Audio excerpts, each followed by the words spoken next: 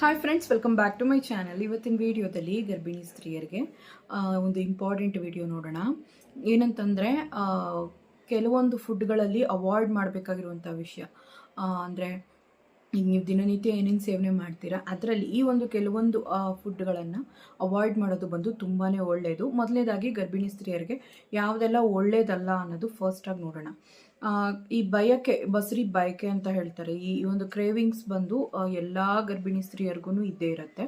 So ಇದನ್ನು ಕಾಲಕ್ರಮೇಣ ಬಂದು ಎಲ್ಲರೂ ಬಂದು ಇದು ಬಸರಿ ಬಯಕೆ ಏನಾಗಲ್ಲ, ತಿನ್ಬೋದು ಅನ್ನೋ ಥರ ರೂಢಿ ಮಾಡ್ಕೊಂಡಿದ್ದಾರೆ. ಸೊ ಹಂಗಾಗಿ ಕೆಲವೊಂದು ಫುಡ್ ಐಟಮ್ಸು, ಮೊದಲನೇದಾಗಿ ಬಂದು ಹಸಿ ಅಕ್ಕಿ ಯಾವುದೇ ಕಾರಣಕ್ಕೂ ಅಷ್ಟೇ ನೀವು ಜಾಸ್ತಿಯಾಗಿ ಕ್ವಾಂಟಿಟಿಯಲ್ಲಿ ತೊಗೋಬಾರ್ದು. ಯಾಕಂದರೆ ನನಗೂ ಕೂಡ ಆ ಒಂದು ಸಂದರ್ಭದಲ್ಲಿ ಇದ್ದಿರೋದ್ರಿಂದ ತಿನ್ನಬೇಕು ಅಂತ ಅನಿಸಿದೆ.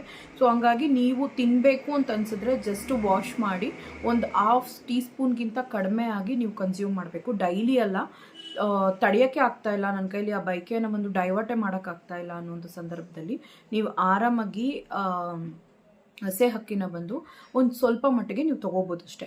ಓಕೆ, ನನ್ನಿಂದ ಕಂಟ್ರೋಲ್ ಮಾಡೋಕ್ಕಾಗುತ್ತೆ ಅಂದರೆ ಕಂಪ್ಲೀಟ್ ಅವಾಯ್ಡ್ ಮಾಡಿ. ಯಾಕಂದರೆ ಕುಕ್ ಮಾಡದೇ ಇರುವಂತಹ ಅಕ್ಕಿಯಲ್ಲಿ ಸುಮಾರು ಕ್ರಿಮಿನಾಶಕಗಳನ್ನು ಹೆಂಗೂ ಭತ್ತಕ್ಕೆಲ್ಲನೂ ಸಿಂಪಡಣೆ ಮಾಡಿರ್ತಾರೆ. ಸೊ ಅದು ಹಾಗೇ ಅಬ್ಸರ್ವ್ ಆಗಿರುತ್ತೆ. ಸೊ ನಾವು ಕುಕ್ ಮಾಡದೆ ತಿನ್ನುವಾಗ, ರಾ ಆಗಿ ತಿನ್ನುವಾಗ ಖಂಡಿತವಾಗ್ಲೂ ಹೆಲ್ತ್ ಹಾಳಾಗುತ್ತೆ. ಅದೇನದು ದೇಹಕ್ಕೇನಂತ ಒಳ್ಳೆ ನ್ಯೂಟ್ರಿಷನ್ ಏನಲ್ಲ ಕುಕ್ ಮಾಡದೇ ಇರುವಂಥ ಅನ್ಕುಕ್ಡ್ ರೈಸ್ ಬಂದು. ಸೊ ಹಂಗಾಗಿ ಆದಷ್ಟು ಕಡಿಮೆ ಪ್ರಮಾಣದಲ್ಲಿ ಸ್ವಲ್ಪ ಬೇಕಾದರೆ ತೊಗೋಬೋದು, ಜಾಸ್ತಿ ತೊಗೊಳ್ಳೋ ಹಾಗಿಲ್ಲ, ದಿನಾನೂ ತೊಗೊಳ್ಳೋ ಹಾಗಿಲ್ಲ. ಅದು ನಿಮ್ಮ ಮನಸ್ಸಲ್ಲಿರಲಿ. ಎರಡನೇದು ಬಂದು ಮೆಂತ್ಯ ಕಾಳು ಎಷ್ಟು ಒಳ್ಳೆಯದು, ಹೊಟ್ಟೆ ನೋವನ್ನ ಕಡಿಮೆ ಮಾಡುತ್ತೆ. ಆ್ಯಂಡ್ ನೆಕ್ಸ್ಟ್ ಬಂದು ನಮಗೆ ಹೀಟನ್ನು ಕಮ್ಮಿ ಮಾಡುತ್ತೆ, ಒಳ್ಳೇದದು ಅಂತ ಅಂದ್ಕೊಂಡ್ರೆ ಖಂಡಿತವಾಗ್ಲೂ ಪ್ರೆಗ್ನೆನ್ಸಿಯಲ್ಲಿ ಬೇಡ. ಇದು ಯುಟ್ರಸನ್ನು ಕ್ಲೀನ್ ಮಾಡುವಂಥದ್ದು. ಈಗ ನಾವು ಬಂದು ಪೀರಿಯಡ್ಸಲ್ಲಿರುವಾಗ, ಹೆವಿ ಬ್ಲೀಡಿಂಗ್ ಇರುವಾಗ, ಎಲ್ಲ ಪೇಯ್ನ್ ಇರುವಾಗ ನಾವೇನು ಮಾಡ್ತೀವಿ, ಒಂದು ಸ್ವಲ್ಪ ಮೆಂತ್ಯನ ನುಂಗ್ತೀವಿ ಬಿಸಿನೀರಲ್ಲಿ, ಸೊ ಕಮ್ಮಿ ಆಗಲಿ ಅಂತ. ಸೊ ಆ ಥರನೇ ನೀವು ಬಂದು ಆ ಟೈಮಲ್ಲಿ ನಮಗೆ ಒಂದು ಕಮ್ಮಿ ಮಾಡುತ್ತೆ ನೋವು ಅಂತಂದಾಗ ನೀವು ಯೋಚನೆ ಮಾಡಬೇಕು. ಸೊ ಪ್ರೆಗ್ನೆನ್ಸಿಯಲ್ಲಿ ಅದು ನಮಗೆ ಬೇಕಾಗಿಲ್ಲ, ಯುಟ್ರಸನ್ನು ಕ್ಲೀನ್ ಮಾಡುತ್ತೆ ಅದು ಅಂತ ಹೇಳ್ತಾರೆ. ಕ್ಲೀನ್ ಮಾಡೋದಕ್ಕೆ ಹೆಲ್ಪ್ಫುಲ್ ಆಗಿರುವಂತಹ ಕಂಟೆಂಟ್ಸ್ ಅದರಲ್ಲಿ ಇದೆ ಅಂತಾರೆ. ಸೊ ಹಾಗಾಗಿ ಗರ್ಭಿಣಿ ಸ್ತ್ರೀಯರಿಗೆ ಮೆಂತ್ಯ ಬಂದು ಆ ಟೈಮಲ್ಲಿ, ಪ್ರೆಗ್ನೆನ್ಸಿ ಟೈಮಲ್ಲಿ ನಮಗೆ ಬೇಡ ಅನ್ನೋದು ನೀವು ಮನಸ್ಸಲ್ಲಿ ಅಂದ್ಕೊಳ್ಳಿ. ಬೇಕಾದರೆ ದೋಸೆಯಲ್ಲೋ ಇಡ್ಲಿಯಲ್ಲೋ ಎಲ್ಲೋ ಒಂಚೂರು ಹಾಕಿದ್ದೀವಿ ಅಂದರೆ ಪರವಾಗಿಲ್ಲ. ಬಟ್ ಹಾಗೆ 1 ಸ್ಪೂನ್ 2 ಸ್ಪೂನ್ ಆ ರೀತಿ ತೊಗೊಳ್ಳೋದು, ಇಲ್ಲ ಕುದಿಸಿ ನೀರು ಕುಡಿಯೋದು, ಇಲ್ಲ ನೆನೆಸಿ ನೀರು ಕುಡಿಯೋದು, ಮೆಂತ್ಯ ಕಾಳನ್ನು ತಿನ್ನೋದು, ಈ ರೀತಿ ವಿಷಯಗಳನ್ನ ಮಾಡಬೇಡಿ. ಮೂರನೇದು ಹಸೆ ಮೊಳಕೆ ಕಾಳಿನ ಕಾಳುಗಳು. ಈ ಮೊಳಕೆ ಕಟ್ಟಿರುವಂಥ ಕಾಳುಗಳು ಹಸೆದಾಗಿ ತಿನ್ನಬಾರ್ದು, ಸಾಲ್ಮೊನೆಲ್ಲಾ ಬ್ಯಾಕ್ಟೀರಿಯಾನೋ ಕಂಟೆಂಟ್ ಇರುತ್ತೆ ಅಂತ ಹೇಳ್ತಾರೆ ಅದರಲ್ಲಿ. ಸೊ ನಿಮಗೆ ಫುಡ್ ಪಾಯ್ಸನಿಂಗ್ ಆಗುವಂಥ ಚಾನ್ಸಸ್ ಇರುತ್ತೆ. ಮೇ ಬಿ ಹೊಟ್ಟೆಗೆ ಸಂಬಂಧಪಟ್ಟಂಥ ತೊಂದರೆಗಳು ಕೂಡ ಅದರಲ್ಲಿ ಆಗ್ಬೋದು. ಹಾಗಾಗಿ ನೀವು ಚೆನ್ನಾಗಿ ಬೇಯಿಸಿರುವಂತಹ ಮೊಳಕೆ ಕಾಳನ್ನು ತಗೊಳ್ಳಿ, ಬೇಲ್ ಬೇಯಿಸ್ಕೊಳ್ಳಿ. ಇಲ್ಲಾಂತಂದರೆ ಚೆನ್ನಾಗಿ ಕುಕ್ ಮಾಡಿ ಸಾಂಬಾರು, ಪಲ್ಯ ಆ ರೀತಿ ಮಾಡ್ಕೊತೀನಿ. ಹಸೆದಾಗಿ ಕನ್ಸ್ಯೂಮ್ ಮಾಡೋದು ಬೇಡ. ಸೊ ಇದು ನಿಮ್ಮ ಹೆಲ್ತ್ಗೆ ಅದು ಅಷ್ಟು ಒಳ್ಳೆಯದಲ್ಲ ಹಸೆದು. ಸೊ ಹಂಗಾಗಿ ಹಸೆದಾಗಿ ತಿನ್ನೋದು ಬೇಡ. ನೆಕ್ಸ್ಟ್ 4ನೇದು ಬಂದು ಆಲೋವೆರಾ ಜ್ಯೂಸು. ಆಲೋವೆರಾ ಬಂದು ತುಂಬ ಜನ ಡಿಟಾಕ್ಸಿಫೈಯಿಂಗ್ ಆಗಿ ತೊಗೊಳ್ತಾರೆ ಅದನ್ನು. ಸೊ ಬಟ್ ಅದು ಬೇಡ. ಅಲೋವೆರಾ ಅಲೋವೆರಾದಲ್ಲೂ ಕೂಡ ಕೆಲವೊಂದು ಬ್ಯಾಕ್ಟೀರಿಯಾ ಕಂಟೆಂಟ್ ಇರುತ್ತೆ. ಪ್ರೆಗ್ನೆನ್ಸಿಲಿ ತುಂಬ ಸೂಕ್ಷ್ಮವಾಗಿರುತ್ತೆ ಅವೆಲ್ಲ, ತುಂಬಾ ನಿಮಗೆ ಸೆನ್ಸಿಟಿವ್ ಆದಂಥ ವಿಷಯಗಳು. ಸೊ ಅದನ್ನು ಕೂಡ ಅವಾಯ್ಡ್ ಮಾಡಿ. ನೆಕ್ಸ್ಟು 5ನೇದು ಬಂದು ಎಳ್ಳನ್ನು ಕೂಡ ತೊಗೋಬಾರ್ದು, ಹೆವಿ ಹೀಟ್ ಅಂತಾರೆ ಅದನ್ನು, ಕಪ್ಪೆಳ್ಳಾಗಲಿ ಬಿಳಿ ಎಳ್ಳಾಗಲಿ. ಸೊ ಅದನ್ನು ಕಂಪ್ಲೀಟಾಗಿ ಅವಾಯ್ಡ್ ಮಾಡಿ.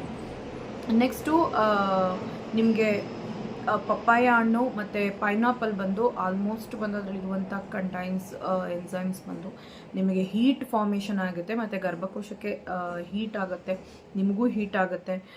ಸೊ ಇದು ಬೇಡ ಅನ್ನೋದು ಕೆಲವರ ಒಂದು ಅಭಿಪ್ರಾಯ. ಸೊ ಹಂಗಾಗಿ ಬೇಡ. ಸೈಂಟಿಫಿಕ್ಕಾಗಿ ಎಲ್ಲೂ ಪಪ್ಪಾಯ ತಿಂದನೋ ಇಲ್ಲ ಪೈನಾಪಲ್ ತಿಂದನೋ ತೊಂದರೆ ಆಗಿದೆ ಅನ್ನೋ ಥರ ಅಲ್ಲ, ಹೀಟ್ ಪ್ರೊಡ್ಯೂಸ್ ಆಗುತ್ತೆ ಅನ್ನೋ ಕಾರಣಕ್ಕೆ ಅದು ಬೇಡ ಅನ್ನೋ ಥರ ಹೇಳ್ತಾರೆ. ಸೊ ಅದನ್ನು ಕೂಡ ಕಂಪ್ಲೀಟಾಗಿ ಅವಾಯ್ಡ್ ಮಾಡಿ.